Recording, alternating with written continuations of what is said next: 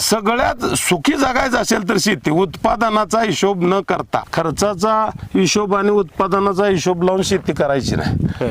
शेती एक जुगार आहे, एक शेती धाडसाचं काम आहे. शेतीत मिळालं तर करोडो रुपये मिळून जातील आणि शेतीत नाही मिळालं तर मुदलात सुद्धा तोटा येईल. त्यामुळं शेतकऱ्याकडे तुम्ही बघितलं तर काय जण मोठी झाली, काय जण बारकी झाली, पुन्हा मोठी झालेली बारकी होते, ती ही अवस्था आहे. पण शेतीत समाधान सुख सगळंच मिळतंय. आज मी काय काम नाही समजा आलोच नाही तर मी इथं फिरणार नाही, मला माझ्या डोळ्यानं दिसणार माझ्या शेतीचा आनंद मिळणार नाही. सुखी जगायचं असेल तर माणसाला शेती हा अतिशय चांगला सुखी जगण्याचा मार्ग आहे आणि तो प्रत्येकानं केला पाहिजे. आणि ह्याच्यात उपाशी मरत नाही, शेतात उपाशी मरत नाही. मोठं होण्यासाठी शेती कुठल्याही माणसांकडून मोठं होईल म्हणजे झालं नशिबानं तर 100%, ह्याला 100 रुपये रेट आला तर 40-50